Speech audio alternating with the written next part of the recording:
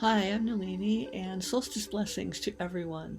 Blessings of the end of 24, the end of the dragon cycle, which moves into February, and the completion of so many things. These are completions of identities, of who we have believed ourselves to be, of what we have believed we want to accomplish and what we want to be. These are all completing, these are all ending, and we are recohesing like crystals in our crystalline structures in different configurations where some bits will simply be absorbed into the greater whole, to the universal light, and some things will come in as new fractals of frequency that we may have not worked with yet, or that really need to work with us. It's all part of us. We are all everything. But these are new configurations. The solstice is a huge pivot point for this. The full moon approaching it will light everything up, so we will see all kinds of things. Some we want to see, some we'd rather not. That's not important. It feels important. It feels like what's going on around us is what we have to deal with. And in our day-to-day we do.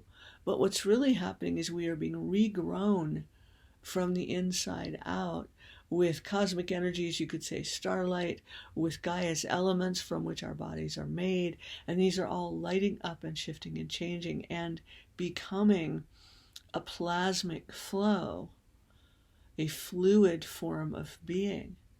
So it is said in all of the traditions of enlightenment that I've studied anyway, and there have been a few, that the truth seeker reaches a point where the realization comes that seeking and finding are not the same thing and are never going to occupy the same space in energy as long as they are held as separate. And then something really amazing happens, whichever path the truth seeker has been following, or if there have been many, it begins to dissolve.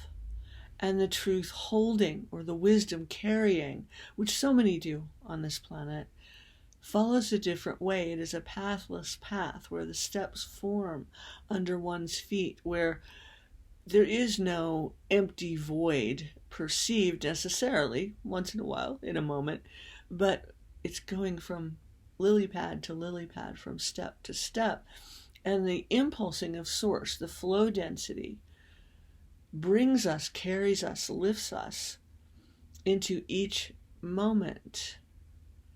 And the best thing to do is surrender into that. This month, this December 2024, is requiring of us a deep stillness while we still need to deal with our day-to-day. The deep stillness within, from which come all of the impulses that send out sparkly stellar messages to these frequencies, these higher frequencies that say, oh, hi, I'd welcome you in right now. Or some of those are already barreling down on us. And it's like, okay, great, let's integrate this in a kind and fiercely, ferociously gentle way. These are the tides that we are carried in. We are droplets in these currents. And this is an amazing time where we are shifting from the inside out while appearing to be in a physical body that's following a linear track because our minds hold it that way. Will that change completely? We don't know. We don't know what's going to happen. What can be known is that this is a glorious celebratory moment of shifting between cycles, between galactic years. There are many ways to talk about it. And so everything is coming up. Gaia is shedding, shaking off, regurgitating ancestral patterns, memories, programs. Yes, they're all coming up. Most of them are not ours. And it's important to know that. If something seems to be repeating again after we thought it stopped, it's not. This is the purging cycle. So let the light come in, let it fill, and then let go. And what needs to flow into a different form, it's not a deletion, will. And what needs to take a new form within us absolutely will. And we're in a different learning immersion where we are learning differently, we are becoming different, we are being different, and this is a celebration. Feel the starlight. Feel how much light. That's our best reflection of divine light, the clear light, the Dharmakaya, the divine essence, whatever you want to call it.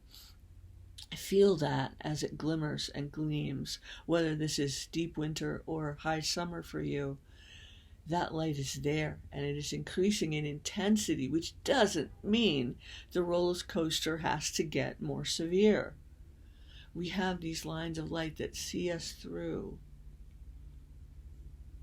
the rest of this incarnation and beyond that. So we are being not just asked, but required to trust this, not just lean into it, but let it lift and carry us through each motion, each action, each step we take as it forms beneath our newly emerging feet. It's a wondrous time, and I wish you a joyous celebration of it.